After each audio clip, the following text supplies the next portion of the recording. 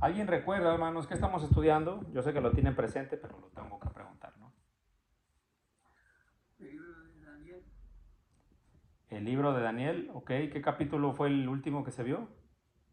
el 9, Capítulo 9. ¿Se vio todo el capítulo? todo el capítulo. Bueno, creo que por ahí hay otros comentarios, ¿no? Creo que no se terminó de ver. No se terminó, creo. Tienen otros datos. Tienen otros datos por acá. No se terminó de ver, ¿no? Al parecer faltó una parte esencial de este capítulo y es la famosa profecía, ¿no?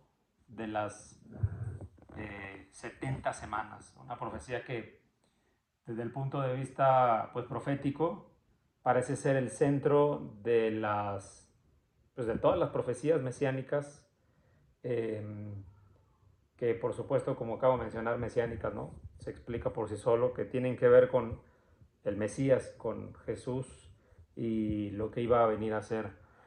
Pero, pero hay algo que no se debe perder en cuenta, hermanos, porque este, esta profecía, hermanos, tiene, pues, primero que nada, una interpretación que puede llegar a malinterpretarse, valga la redundancia.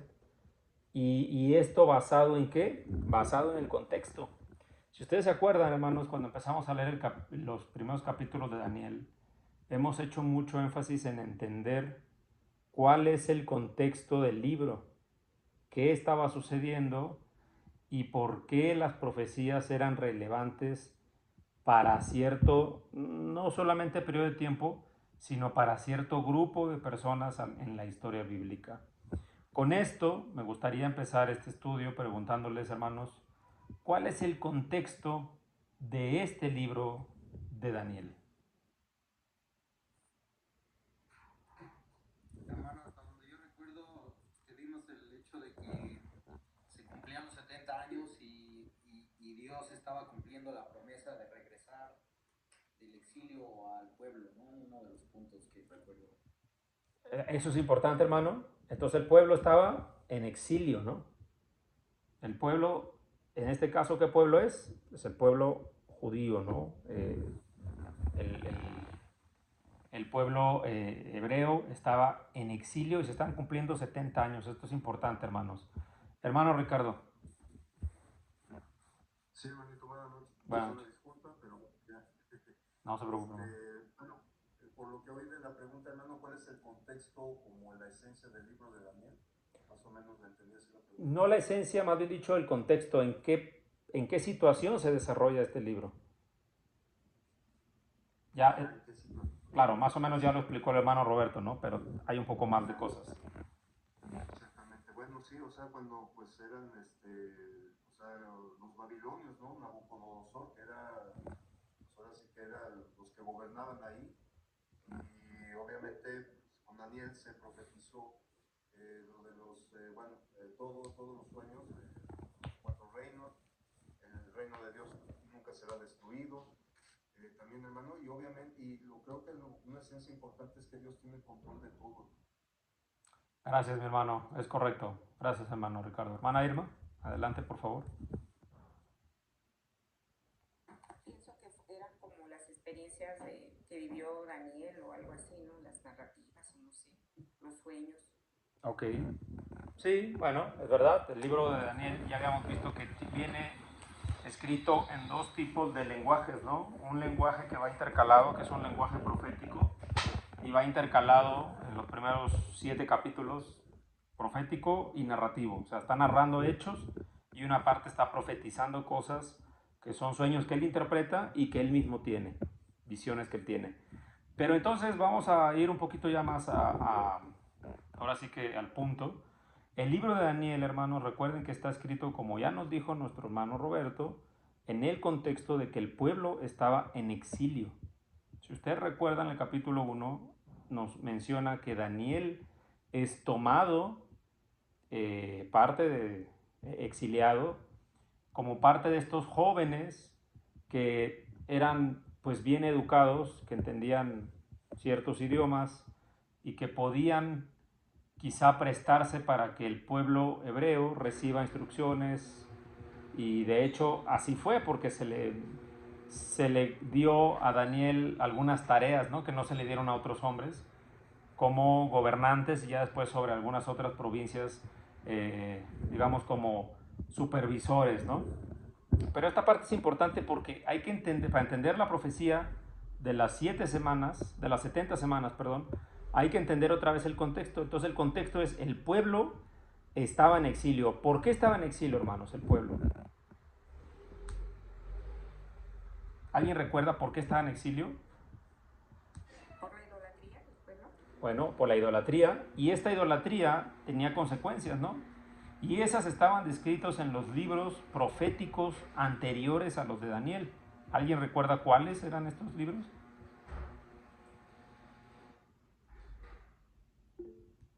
Hermana Janet. Pues Jeremías estuvo profetizando constantemente, Ezequiel también. Un poquito antes, inclusive Isaías, ¿no? Isaías, Ezequiel, Jeremías, todos profetizaron que el pueblo iba a estar en exilio, que iba a ser, que el pueblo iba a ser, pues, básicamente esclavizado, e inclusive se dan muchos más detalles, ¿no? Pero esto es importante porque todo lo que pasa en el libro de Daniel, o la gran mayor parte, tiene que ver con esto que se estaba cumpliendo y que afecta principalmente al pueblo de Israel. Esto no hay que perderlo de vista porque la profecía de las 70 semanas en ocasiones tiene interpretaciones erróneas que salen de ese contexto. Si uno se sale de ese contexto, entonces podrá interpretar que no está hablando nada más del pueblo de Israel, como se ha venido hablando en el contexto del libro de Daniel propiamente. Y para entenderlo hay que recordar el capítulo 8, perdón, el capítulo 9, hasta donde se quedó. Me parece que se vio toda la oración, ¿no?, de Daniel. ¿Es correcto, hermanos? Sí, hermano, es correcto. Ya, entonces, gracias, hermano Roberto. Entonces, esta oración, ¿alguien recuerda por qué Daniel estaba orando? En el capítulo 9.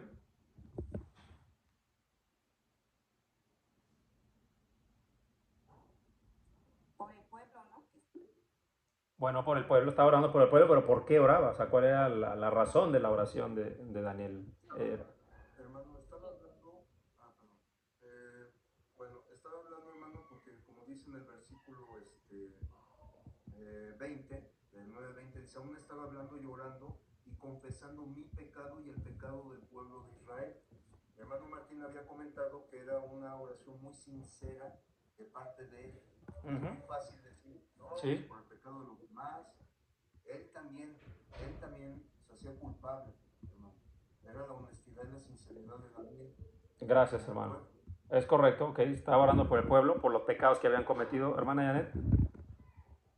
Bueno, recuerdo que también era porque él había logrado interpretar los tiempos a los que se iba a terminar ese exilio y pues estaba pidiéndole a Dios Misericordia, ¿no? Básicamente. Sí. Capítulo 9, versículo 3, empieza diciendo: volví mi rostro a Dios el Señor buscándole en oración y ruego. Esto ya se vio, ¿eh? Solo estoy haciendo rápidamente una paráfrasis. Versículo 4, y oré a Dios e hice confesión.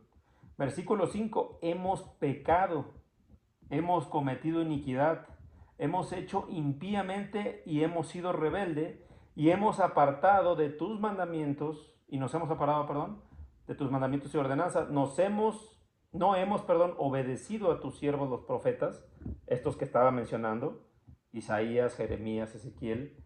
No hemos obedecido a tus siervos los profetas que en tu nombre hablaron a nuestros reyes, a nuestros príncipes, a nuestros padres y a todo el pueblo de la tierra. ¿Quiénes eran estos que está incluyendo Daniel en la oración? Que dice hemos. Era Daniel, por supuesto, incluido, pero ¿quién más? Porque dice hemos hecho esto, hemos hecho el otro. Era todo el pueblo, hermano. El pueblo que hoy estaba en cautiverio, ¿cierto? Cierto. Entonces, todo esto hay que conectarlo porque la interpretación, vuelvo a mencionar, si uno busca información acerca de esta profecía, va a encontrar muchas cosas que tienen que ver con temas que son fuera de este contexto, ¿no? Con un arrebatamiento, con una segunda venida del Señor Jesús, pero hay que ver cuál es el contexto. Ahora sí, vámonos al versículo 20, que justamente estaba leyendo nuestro hermano Ricardo. Hermano Ricardo, adelante. Daniel 9, 20, por favor. Sí, Y 21. dice la palabra. Aún estaba hablando, llorando y confesando mi pecado y el pecado de mi pueblo Israel, y derramaba mi ruego delante de Jehová mi Dios por el monte santo de mi Dios. 21 también, hermano, por favor. Aún estaba hablando en oración cuando el varón Gabriel, a quien había visto en la visión al principio, volando con presteza, vino a mí como a la hora del sacrificio de la tarde. Gracias, hermano. Entonces hay que entender esto porque fíjense lo que pasa. ¿Qué estaba haciendo Daniel entonces? Ahí lo describe en el versículo 20 y 21, ¿no? Él estaba orando. Todavía dice que había palabra suya, ¿no? En su boca. Cuando en ese momento dice que un varón, Gabriel, ¿no? Se menciona, a quien había visto en el principio, vino a mí como a la hora del sacrificio de la tarde, dice. Entonces hay que entender esto porque esto que va a suceder a continuación, versículo 22 dice que pasa. Y me hizo entender y habló conmigo diciendo, Daniel, ahora he salido para darte sabiduría y entendimiento. Quisiera preguntarles, hermanos, dice aquí Gabriel, el ángel, el mismo ángel que se le apareció a María, ¿no? Profetizando pues el nacimiento de Jesús. Ese mismo ángel que envió Dios, dice, se ha aparecido, versículo 22, para darte, dice, sabiduría y entendimiento. ¿Entendimiento con respecto a qué, hermanos? Hay que partir de esto para poder correctamente entender esta profecía. Sobre las 70 semanas. Apenas todavía no se lo dice. Más bien dicho, acuérdense otra vez. Versículo 20. Aún estaba hablando, llorando y confesando mi pecado. Cuando llega Gabriel y le dice, versículo 22, ahora he salido para darte sabiduría y entendimiento. Repito la pregunta. ¿Sabiduría y entendimiento acerca de qué, hermanos? ¿Hermana Rubí? Ay, no soy hermana, pero yo contesto. Bueno, se le hizo un poco más grave la voz. Adelante, Martín. Sí, estoy ronca, pero hablaba acerca de todo lo que estaba pasando con el pueblo, respondiendo a la oración de Daniel. Exactamente, ahí está la clave, ¿no? Gabriel vino para responder la oración. Y entonces, recordemos que Daniel estaba orando porque él ya sabía lo que iba a pasar al pueblo. Daniel ya se había dado cuenta que esos 70 años, pues, habrían de cumplirse pronto. Entonces Daniel estaba orando, pidiendo misericordia por el pueblo, arrepintiéndose, no solamente él, sino en nombre del pueblo, de todo lo que había pasado. Y Daniel recibió esta visita de Gabriel y le dice, yo te estoy dando sabiduría y entendimiento de lo que le va a pasar a quién. ¿A quién, hermanos? Recordemos que esto es una respuesta, una contestación a la oración de Daniel. Sabiduría y entendimiento de lo que le va a suceder a quién. ¿Sí, hermano Omar? Al pueblo. Al pueblo, exactamente. Entonces hay que partir de eso para, otra vez, interpretar bien esta profecía. Esta profecía, como yo mencionaba, se puede considerar una profecía pues medular, ¿no? En cuanto a todo lo que tiene que ver con Jesús, e inclusive yo diría todo lo que la Biblia abarca. Son pocos capítulos, pocos versículos del 24 al 27, pero dentro de ellos hay muchísimo resumen de lo anterior y de lo que iba a suceder a continuación. Entonces, hay que, pues como yo decía, pues ponernos en un contexto, ¿no? En un contexto de lo que, pues de lo que había sucedido. Y vamos a entender entonces, pues la parte histórica. Entonces decíamos hace un momento, hermanos, que debido a la idolatría de Israel, los judíos habían sido entregados a Babilonia en cautiverio. Y esto había sido por un periodo de ¿cuántos años? ¿Alguien lo había mencionado ya? 70 años. 70 años, ¿no? Vamos a leer Jeremías capítulo para entender todo esto, porque es interesante e importante que lo entendamos por completo. Jeremías capítulo 25, versículo 12. Hermana Susana, por favor. Permítame un segundo. 11 y 12, por favor. Sí. Jeremías, ¿verdad? 25, 11 y 12.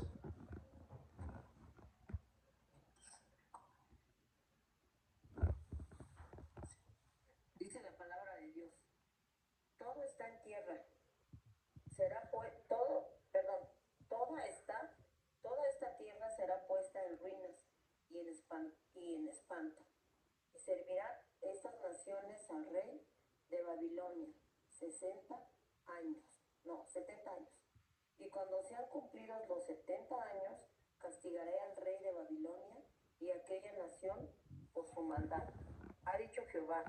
Y a la tierra Hasta ahí, de los hermanita. caldeos. Sí. Hasta ahí, hermanita. Muchas gracias. Entonces, el texto dice que toda esa tierra, ¿qué tierra habla? Pues de la tierra de Israel, ¿no? Y no se refiere a la tierra justamente, sino se refiere al pueblo. Dice que iba toda esta tierra, toda esta gente, iba a ser puesta en ruinas y todos iban a servir a las naciones del rey de Babilonia, cosa que sucedió y que estaba sucediendo. Dice, y después de esos 70 años, o sea que iba a tener un término, ¿cierto? Entonces, el contexto histórico de esta profecía de las 70 semanas es que justamente, hermanos, justamente se estaba cumpliendo esto. La pregunta es, ¿por qué había exactamente, hermanos, un periodo de 70 años? ¿Alguien sabe? ¿Por qué Dios estaba castigando 70 años?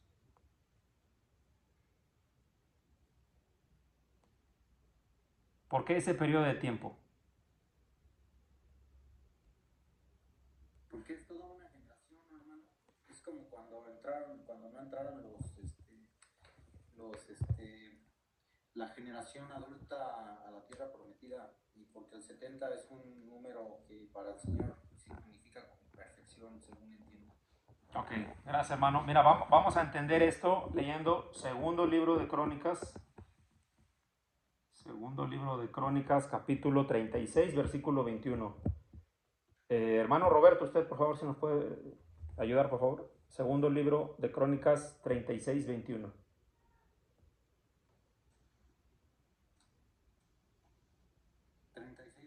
Dice, para que se cumpliese la palabra de Jehová por boca de Jeremías, hasta que la tierra hubo gozado de reposo, porque todo el tiempo de su asolamiento reposó, hasta que los 70 años fueron cumplidos.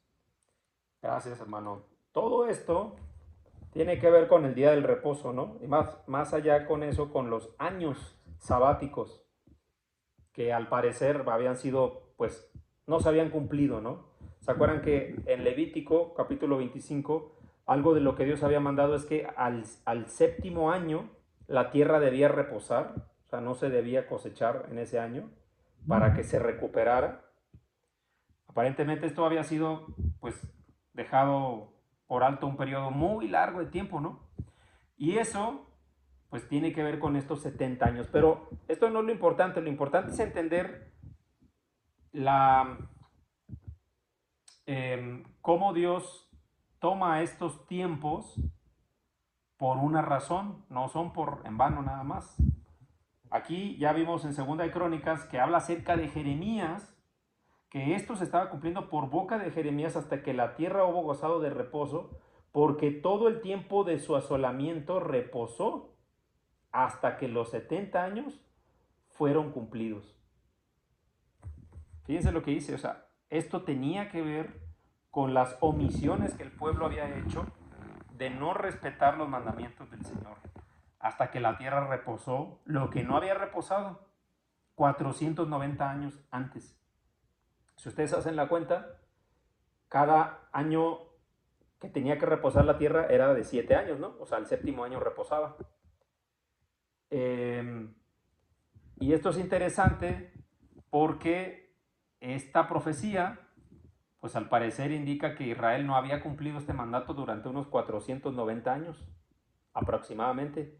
Ahorita vamos a ver algo muy interesante al respecto, porque esta profecía es como un parteaguas, ¿no? Es 490 años antes, que se terminan con los 70 años del cautiverio, y vamos a ver qué pasa en los 490 años siguientes.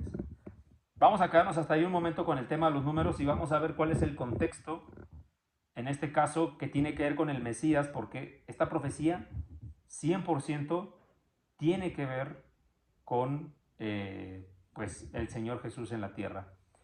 Dice, fíjense lo que dice la profecía más adelante, Daniel capítulo 9, el versículo, ¿en cuál nos quedamos? El 21, el 22. Dice, y me hizo entender y habló conmigo diciendo, Daniel, ahora he salido para darte sabiduría y entendimiento. 23. Al principio de tus ruegos fue dada la orden y yo he venido para enseñártela, porque eres muy amado, entiende pues la orden y entiende la visión. Y a partir del versículo 24 empieza a hablar de las 70 semanas. Dice, 70 semanas están determinadas sobre tu pueblo. Otra vez hay que entender esto porque hay quien extiende esta profecía a la segunda venida del Señor Jesús, donde ya no, por supuesto el pueblo de Israel ya no existe como tal, pero tiene que ver algo después con aquello que pasa en este entre el pueblo de Israel y la iglesia. Dice, 70 semanas están determinadas sobre tu pueblo y sobre tu santa ciudad para terminar la prevaricación. ¿Alguien sabe qué significa prevaricación, hermanos? Para hablar en español. ¿Sí? Transgresión, hermano. Ok, más allá que transgresión es cuando algo se hace con conocimiento de causa, ¿no? Es como cuando pues, Dios dijo, ¿no? No comerás de aquel árbol, y sabiendo que había consecuencias, aún así se hace, ¿no? Entonces, prevaricar es actuar en contra, aún sabiendo las consecuencias graves, ¿no?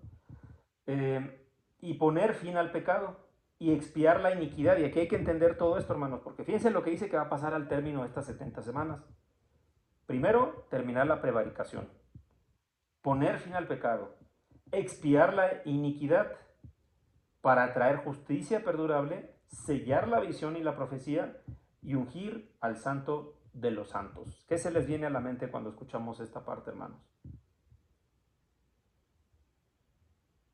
¿El Señor Jesús? El Señor Jesús, ¿no?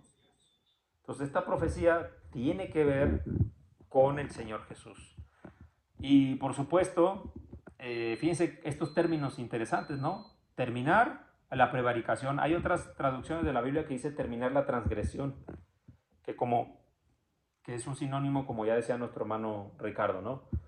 Poner fin al pecado y reconciliar la iniquidad, o una reconciliación de la iniquidad. ¿Será esto algo que el Señor Jesús haya podido hacer?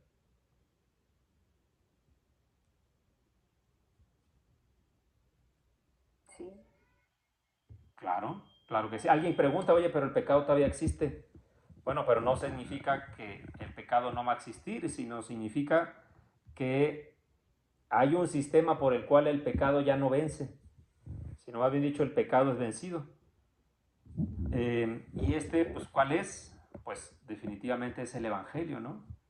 Y el plan de salvación, por supuesto. Vamos a continuar entendiendo, mis hermanos, esta profecía, entendiendo que la muerte del Señor Jesús, hermanos, fue un evento que ocurrió una sola vez y para siempre, y este evento pues ya no tendría que ser repetido, ¿no? Y es importante esto por cómo se menciona esta profecía. Otra vez, 70 semanas están determinadas sobre tu pueblo y sobre tu ciudad para terminar la prevaricación, para poner fin al pecado, para expiar la iniquidad, traer la justicia, sellar la visión y la profecía y ungir al santo de los santos. Así que, así como habíamos mencionado, ustedes recuerdan, por ejemplo, en el capítulo 53 de Isaías, hermanos, cómo se menciona acerca del sacrificio del Señor Jesús y cómo esto iba a limpiar o a terminar, digamos, la transgresión, el pecado y la iniquidad. Esto lo podemos ver en Isaías 53, versículos 5, 8, 12 y en adelante. De la misma manera, este versículo, estos capítulos de Daniel 9, versículos 23 en adelante, hablan acerca de lo mismo. A partir del versículo 24 al 27 tienen exactamente ese mismo propósito. En segundo lugar, hermanos, esta revelación habla acerca de una nueva era, ¿no? Donde, fíjense, esta nueva era es mencionada aquí en el texto como una era donde habría justicia perdurable. Justicia perdurable. Pablo en el libro, en la carta a los Romanos, capítulo 3, versículos 21 al 26, Pablo menciona acerca del plan del cielo para contar al hombre como justo. Y ese mismo plan, hermanos, fue dado a conocer en ese tiempo, dice la Escritura, por medio del Evangelio. Romanos 1, 16 y 17 menciona esto. No lo vamos a leer porque si no se nos va el tiempo, pero hay que entender todo lo que conlleva esta profecía, que como yo decía son pocos versículos, pero contiene mucha información. Entonces, está hablando de uno que le llama el Santo de los Santos, que va a ser ungido y que por medio de ese acto va a poner fin al pecado. Además, Gabriel, el ángel que le da esta sabiduría, dice que por medio de esto iba a ser sellada la visión y la profecía. ¿A qué se refiere a esto, hermanos, que con esto iba a ser sellada la profecía y la visión? ¿Alguien recuerda algo de esto?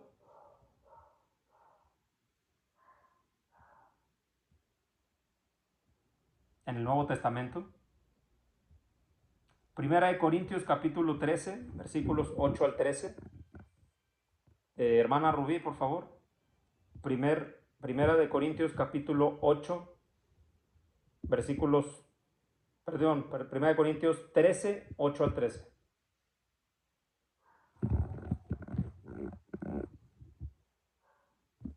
Sí, dice la palabra de Dios. 13 del 8 al 13, ¿verdad? Uh-huh. El amor nunca deja de ser, pero si hay dones de profecía, se acabarán. Si hay lenguas, cesarán. Si hay conocimiento, se acabarán. Porque en parte conocemos y en parte profetizamos. Pero cuando venga lo perfecto, lo incompleto, se acabará. Cuando yo era niño, hablaba como niño, pensaba como niño, razonaba como niño. Pero cuando llegué a ser hombre, dejé las cosas de niño. Porque ahora vemos por un espejo, veladamente, pero entonces veremos cara a cara. Ahora conozco en parte, pero entonces conoceré plenamente, como he sido conocido. Y ahora permanecen la fe, la esperanza, el amor. Estos tres, pero el mayor de ellos es el amor. Gracias. Y este texto básicamente dice que toda esa profecía y esas dones iban a cesar en algún punto. Hermano Ricardo. Sí, hermanito, gracias.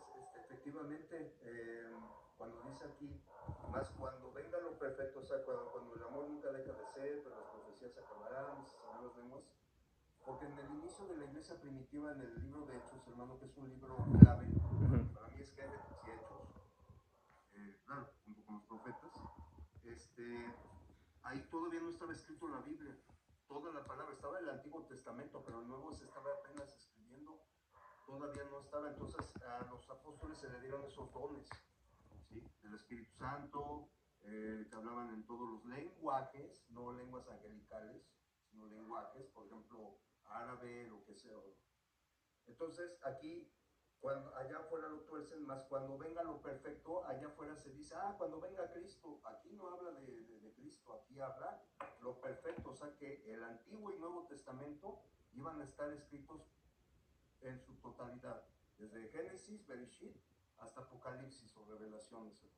Entonces, cuando se sella, es cuando ya el libro iba a estar escrito completamente, que es lo que tenemos hoy en día.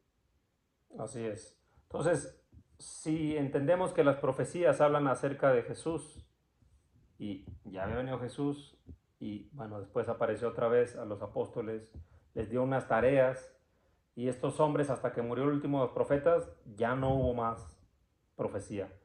Entonces, fíjense cómo toda esta visión, toda esta profecía, son hechos que se van cumpliendo poco a poco durante hermanos, el periodo en el que se escribió el Nuevo Testamento. Ahorita vamos a entender qué significa el tema de las semanas, porque yo sé que seguramente se lo están preguntando, pero hay que entender todo lo demás para poder llegar a entender ese punto. También esta profecía habla acerca de que el santo iba a ser ungido, el santo de los santos. Pues esto creo que es algo de lo más quizás sencillo de entender, porque obviamente esta profecía, el santo de los santos, se refiere a Cristo, y este ungimiento pues hace referencia al bautismo del Señor Jesús, cuando el Espíritu Santo pues descendió sobre él, ¿no? Que está registrado ahí en Mateo capítulo 3, versículo 16. Y a partir de ahí empezó su ministerio. Y esto es importante porque hay que anotar eso, el inicio del ministerio de Jesús.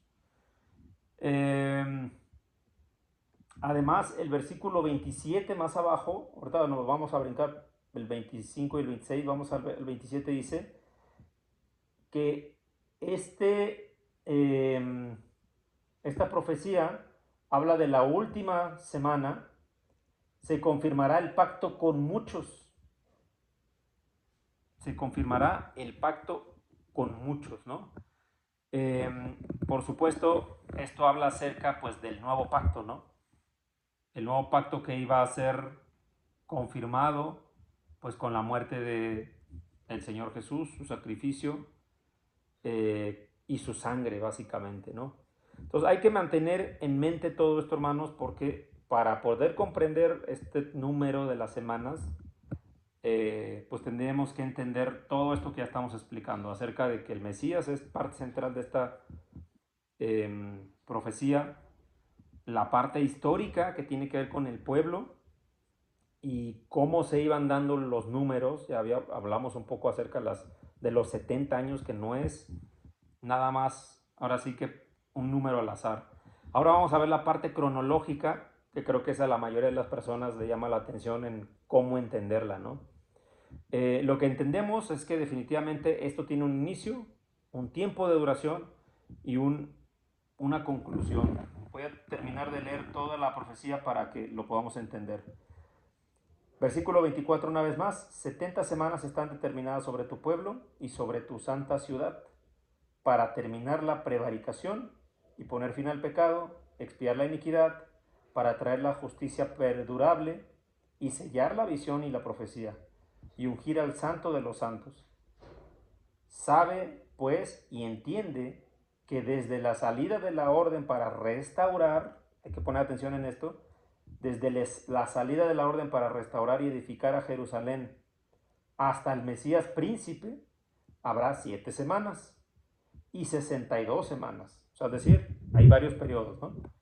Se volverá a edificar la plaza y el muro en tiempos angustiosos. Y después de las 62 semanas se quitará la vida al Mesías, mas no por sí.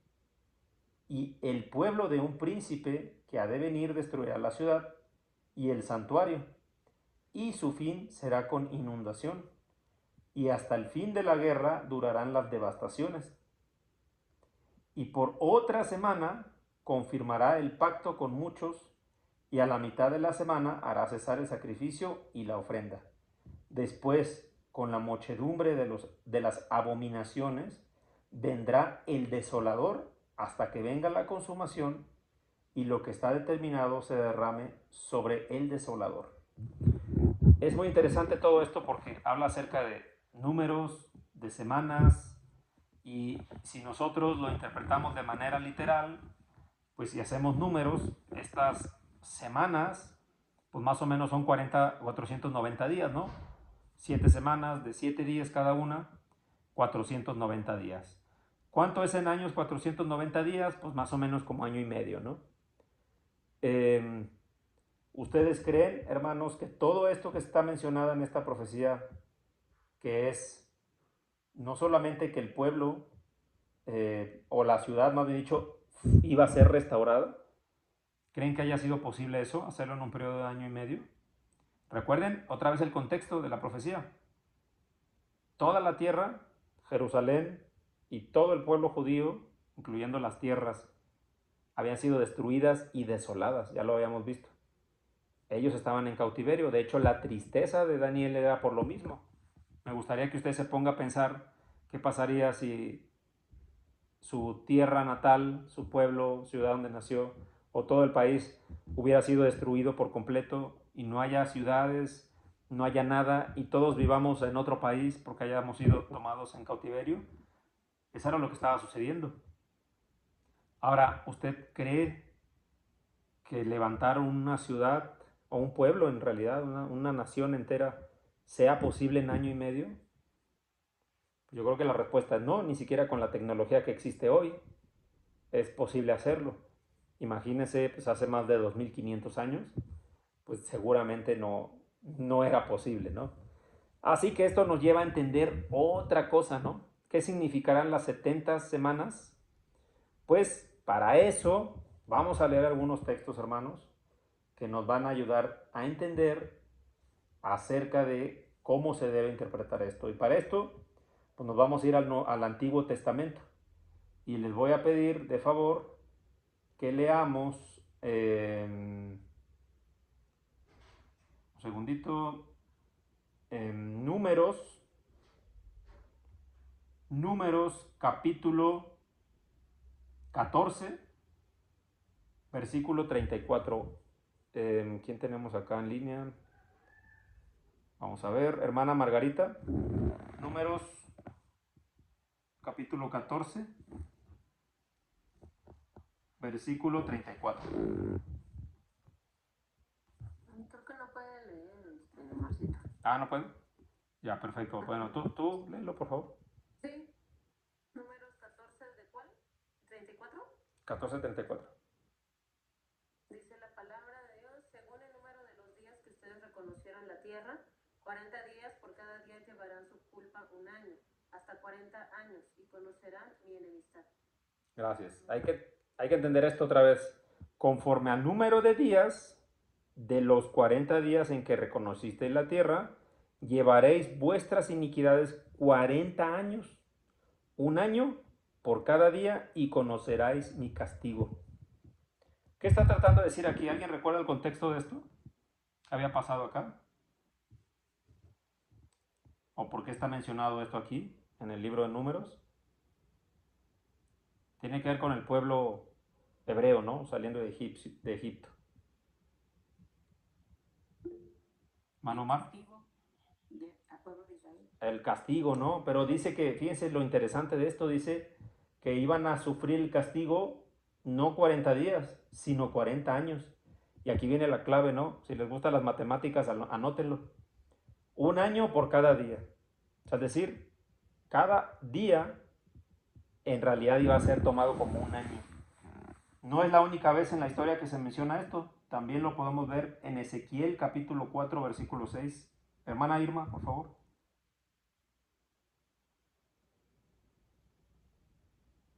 Ezequiel 4, 6.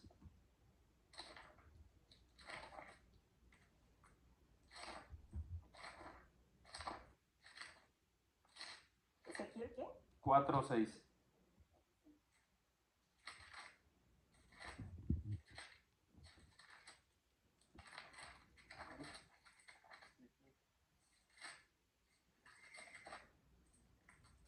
¿Sí me oye? Sí. ¿Me oye? ¿Sí? No oigo. Sí, sí se escucha.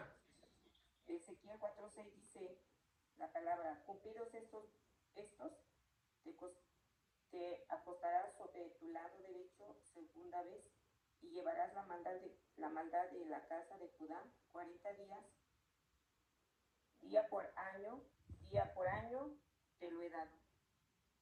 Gracias. Una vez más habla acerca de 40 días, pero no está hablando de 40 días, sino 40 años, día por año. Entonces hay que entender esto porque las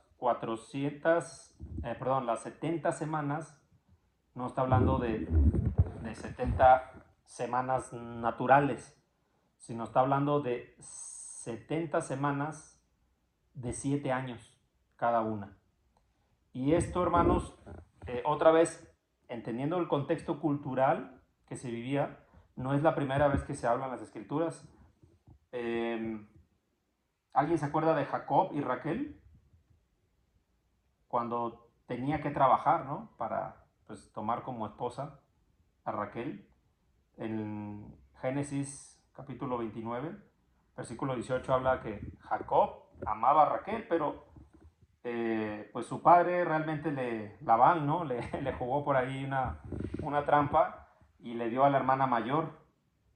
Y en el capítulo 29, versículo 23 al 25, dice la Escritura, cuando llegó la noche, tomó a su hija Lea y se la trajo, y él se llegó a ella. Venida la mañana, Jacob vio que era Lea y no era Raquel.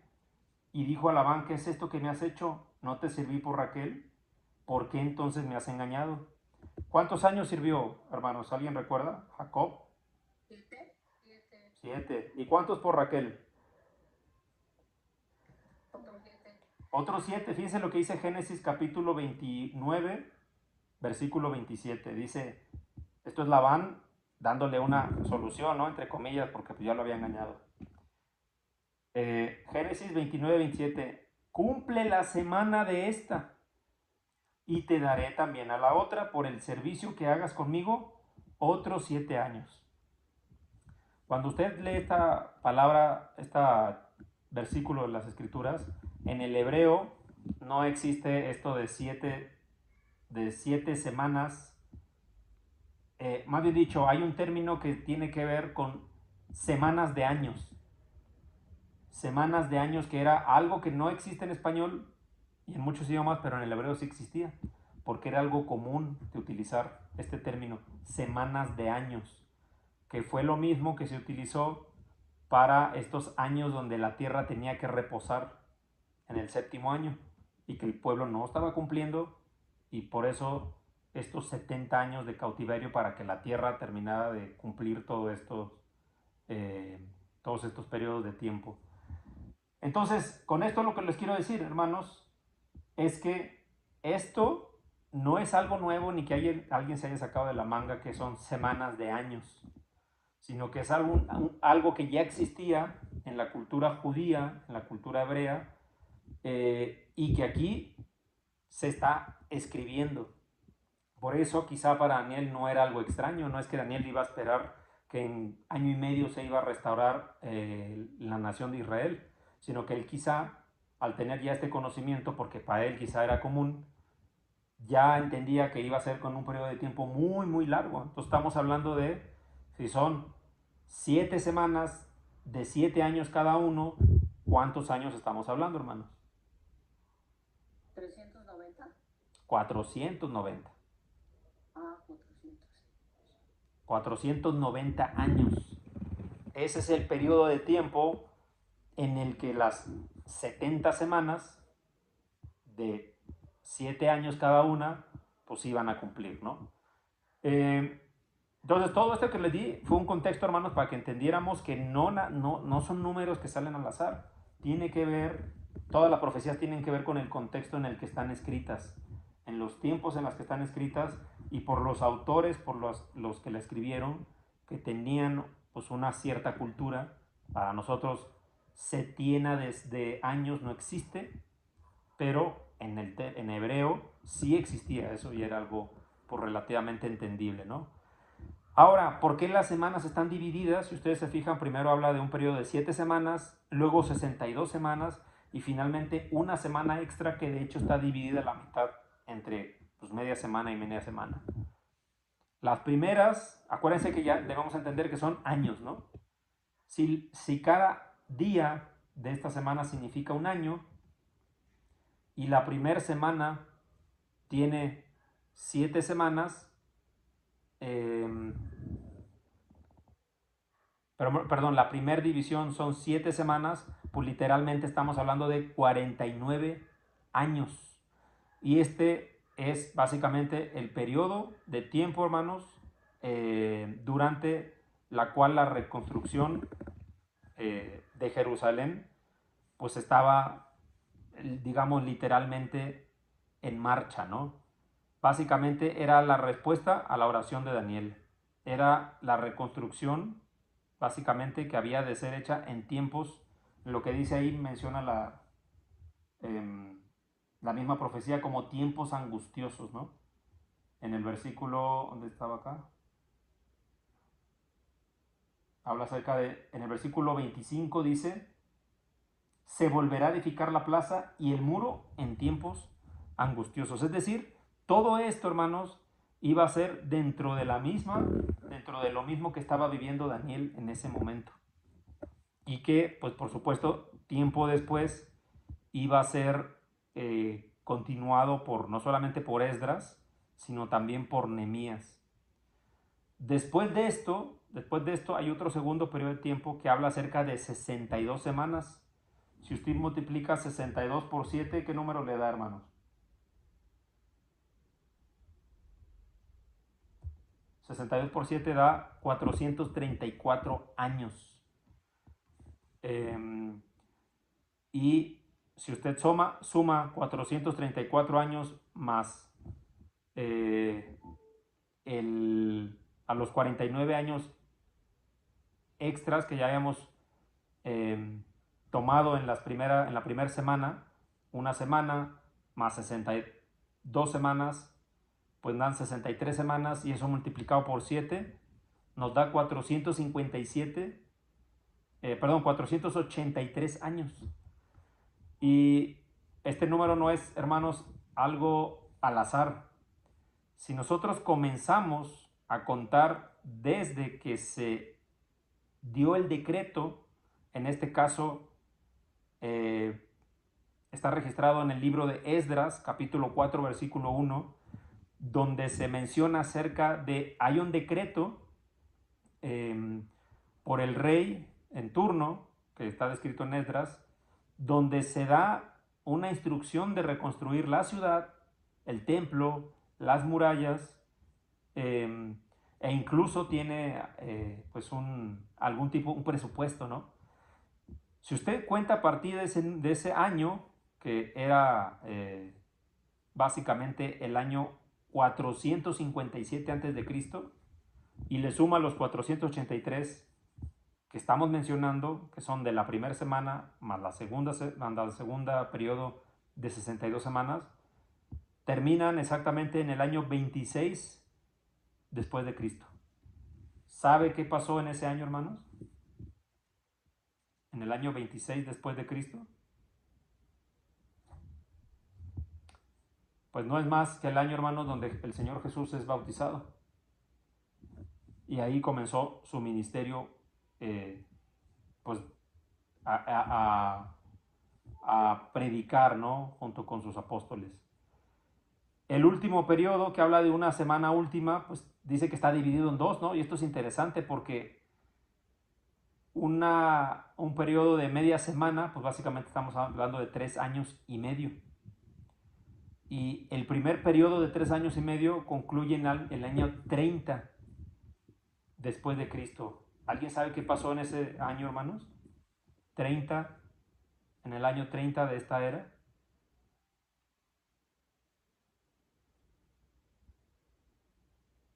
¿Alguien se les ocurre qué pasó en ese año?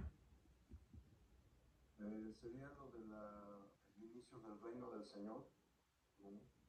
En el año 30 fue la crucifixión del Señor. Y 3 años después, ¿qué pasó? El establecimiento de la iglesia, ¿no? Que son las otras 3 años y medio que faltaban. Entonces Entonces, esto es muy interesante, hermanos, porque esta es una profecía, como yo mencionaba, que hay que entender todo el contexto para poder llegar a entender qué significan las semanas. Las semanas no son semanas naturales, estamos hablando de periodos de cada semana de 7 años, y si son 70 semanas, pues tendríamos que concluir con 490 años a partir, como dice la propia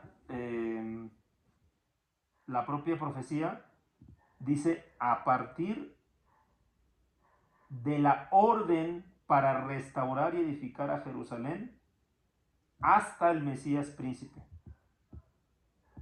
Todo desde que se dio la orden de restaurar hasta ese periodo de tiempo son esos 490 años, y hay una excepción, ¿no? Que la última semana está dividida en 2, y esos son 3 años y medio. Vuelvo a mencionar, no significa, hermanos, un periodo de tiempo natural, o sea, 490 días, porque sería año y medio. Y otra vez, tiene que ver cuando llegó lo perfecto, ¿no? Cuando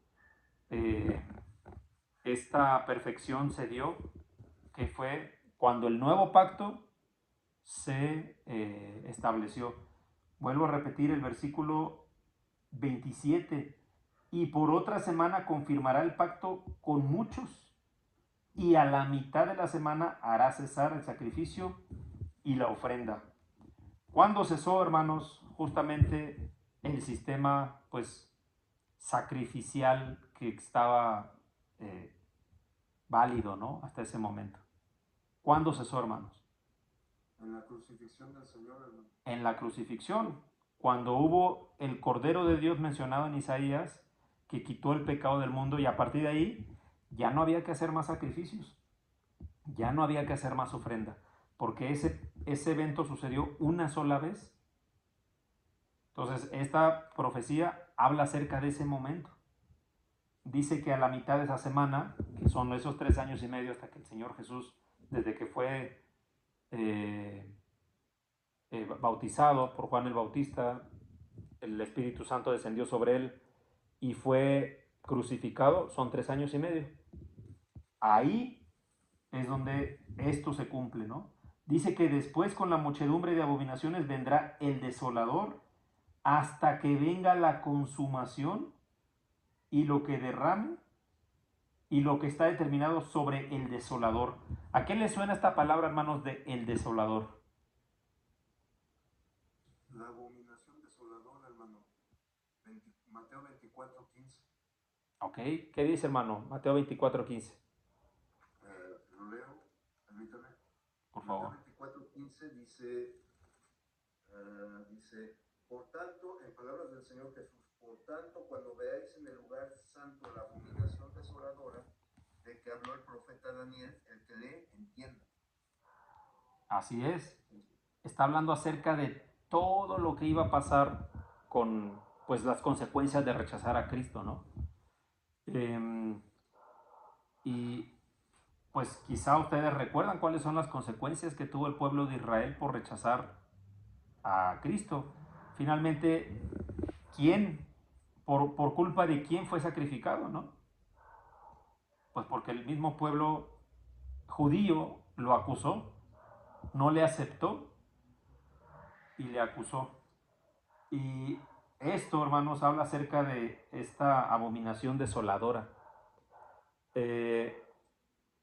Y bueno, ya lo leyó nuestro hermano Ricardo, pero tiene que ver con esto exactamente, con esto que Daniel ya había profetizado 490 años más o menos anteriores a esto. Y no sé si ustedes recuerdan, pero también hay que entender que todo este pueblo por el que Jesús fue muerto, el ejército romano acabó, no solamente con Jerusalén, sino que desoló absolutamente todo, ¿no? Destruyó absolutamente todo lo que había, porque hay que recordar que el pueblo judío, pues en aquel momento también era parte, ¿no?, del reino romano, del Imperio Romano, más bien dicho. Sin embargo, según la historia, bajo el comandante Tito, el que se menciona en esta profecía como el pueblo del príncipe, ¿no? Pues Jerusalén fue derrotada en el año 70 después de Cristo. En Mateo capítulo 23, versículo 38, vamos a ver lo que dice el mismo Señor Jesús. Mateo capítulo 23, versículos 28. Mateo 23, 28, dice la Escritura: así también vosotros por fuera, a la verdad, no, perdón, un segundito, 38. Mateo 23, 38. He aquí, vuestra casa os es dejada desierta. ¿A quién le está hablando aquí, hermanos? Versículo 37. Jerusalén, Jerusalén, que matas a los profetas y apedreas a los que te son enviados. ¿Cuántas veces quise juntar a tus hijos como la gallina junta sus polluelos debajo de las alas y no quisiste? Otra vez, he aquí vuestra casa os es dejada desierta.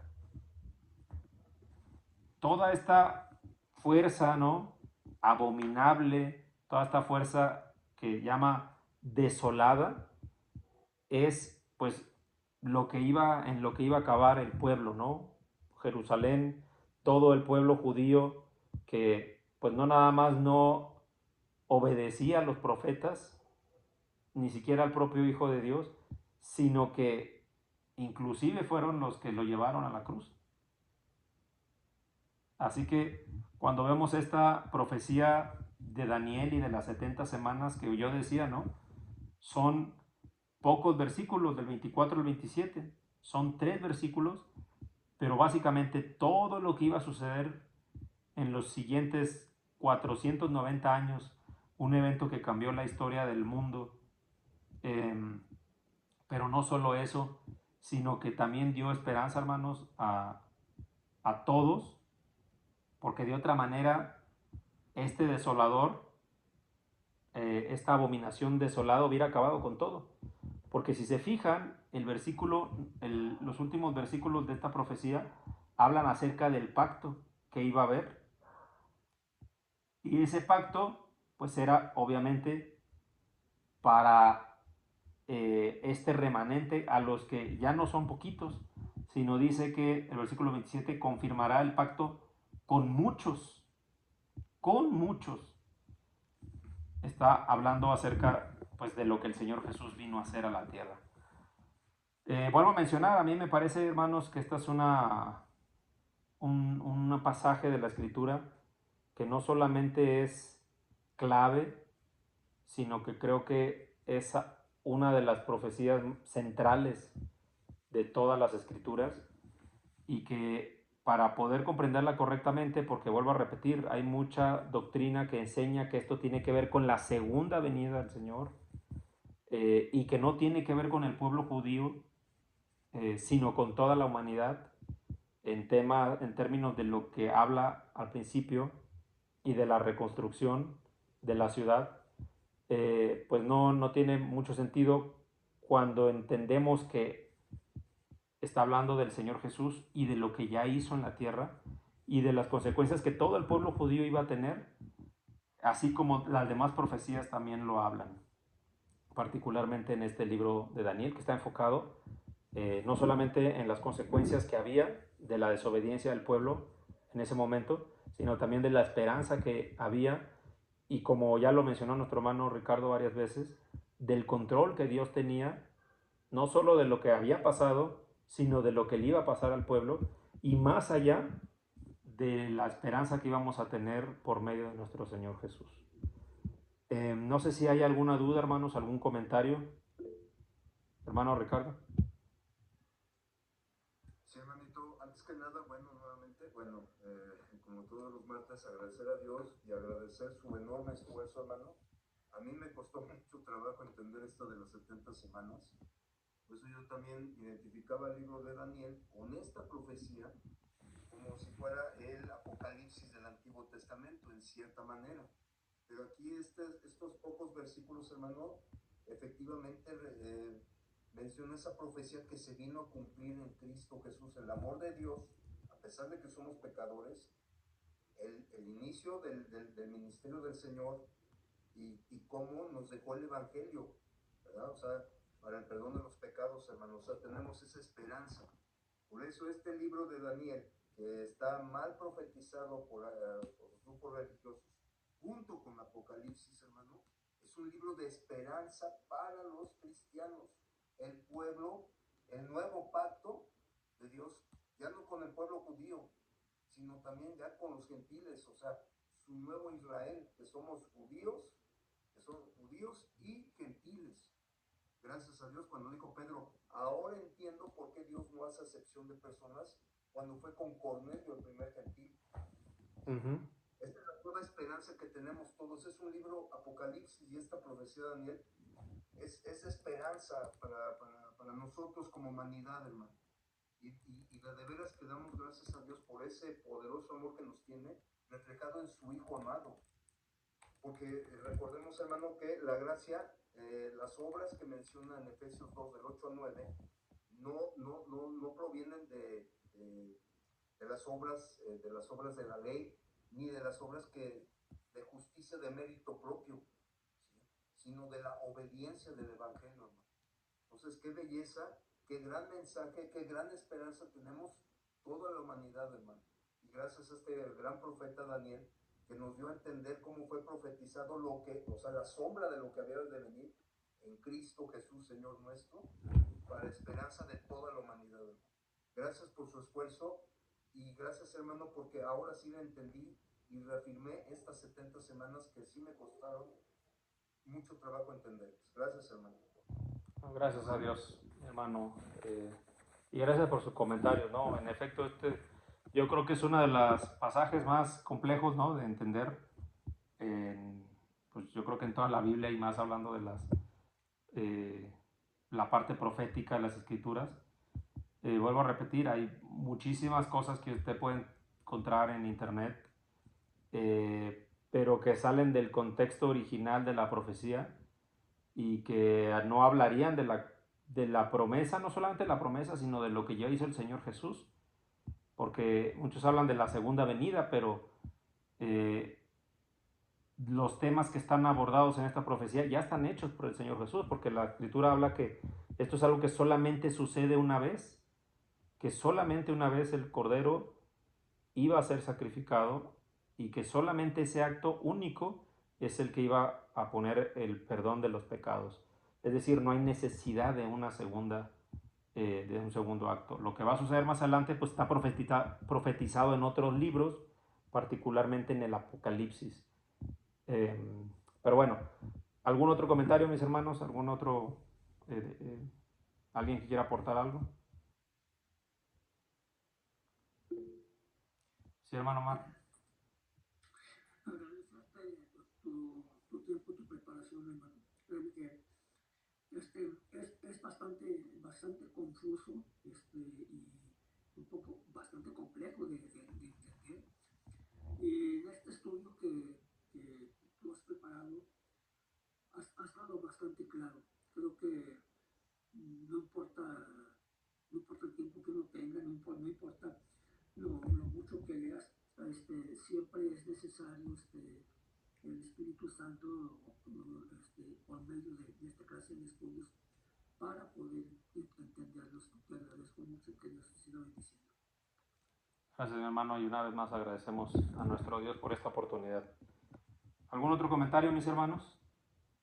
Creo que hermano Ricardo volvió a alzar la mano. Sí, hermanito, perdón. Sí. Y también complementar, hermano, precisamente bien, acertadamente lo dice, hermano, lo que ya hizo el Señor, ese único sacrificio que se menciona en Hebreos. ¿Cómo nos dejó el nuevo pacto, hermano? O sea, la escritura ya completa, el Antiguo y Nuevo Testamento. Y que obviamente estamos regidos bajo el Nuevo Testamento, la ley de Cristo, como lo menciona el apóstol Pablo. Ya estamos regidos bajo esta ley. El Antiguo Testamento es muy importante, muy valioso, con muy buenas enseñanzas. Pero recordemos siempre, hermanos, que estamos bajo el nuevo pacto. la ley de Cristo. Gracias, hermano. Gracias, mi hermanito, por sus comentarios. Pues bien, mis hermanos, si no hay más comentarios o dudas, vamos a despedirnos en una oración. La próxima semana vamos a estudiar el capítulo 10 y quizá nos dé espacio para comenzar el capítulo 11. Yo espero que podamos hacerlo. Hermano Ricardo, ¿nos puede dirigir usted en oración, hermano, por favor? Sí, hermanito. De forma reverente oremos. Amadísimo Padre Celestial, Señor nuestro, que toda la honra, la gloria, la alabanza sean tuyas por todos los siglos. Bendito sea tu nombre por toda eternidad, Padre Santísimo. Y Señor, este grupo de hijos tuyos, te damos las gracias de todo corazón, Padre Santo, por darnos esta hermosa enseñanza a través de nuestro hermano César Omar, del cual te rogamos, Padre, que tú lo sigas utilizando como un valioso instrumento, mi Señor, que tú le sigas dando sabiduría, palabra fácil, mi Señor, para que todos podamos entender este gran profeta que tú utilizaste, mi Señor, profeta Daniel, y del cual, bendito Padre, esta gran profecía, esta importantísima profecía se vino a cumplir en tu Hijo amado, nuestro bendito Señor Jesucristo, del cual Él selló el nuevo pacto y nos trajo el hermoso evangelio para el perdón de los pecados, Padre bendito. Te damos las gracias, mi Señor, que también nos acompañaste por medio de tu santo y poderoso bendito Espíritu. Mi Señor, en esta noche te rogamos que nos des buen descanso para el día de mañana hacer nuestras actividades seculares, pero también en nuestras actividades espirituales para servirte de la mejor manera posible, Padre eterno. Padre bendito, te ruego bendice a cada uno de mis hermanos aquí conectados, los que no se pudieron conectar, tú conoces sus motivos, te rogamos que tú seas con ellos, bendícelos. Bendito Padre, te damos las gracias, mi Señor, esperando que esta clase te haya llegado como un olor fragante para la honra y gloria tuya, mi Señor. Nuevamente gracias, damos gracias por la vida de nuestro hermano César Omar, bendito Padre, un gran instrumento tuyo, del cual nos hizo entender perfectamente esta profecía que es un poco complicada, pero si lo analizamos bien, bendito Padre, se vino a cumplir en Cristo Jesús. Te damos las gracias, mi Señor, nos despedimos los unos de los otros, mas no de ti. Todo esto, Padre, te lo agradecemos y te lo pedimos, te lo suplicamos, en el poderoso, santo y bendito nombre que es sobre todo nombre de nuestro gran Señor y Salvador Cristo Jesús. Amén. Amén. Amén. Amén. Pues gracias, mis hermanos. Muchas gracias por la clase. Gracias, mis hermanos. Que tengan muy buenas noches y que descansen. Gusto verlos, gusto saludarlos. God save the rich. Eso es todo. Dios los bendiga en alemán. Gusto saludarles, hermano. Buenas noches, mis hermanitos.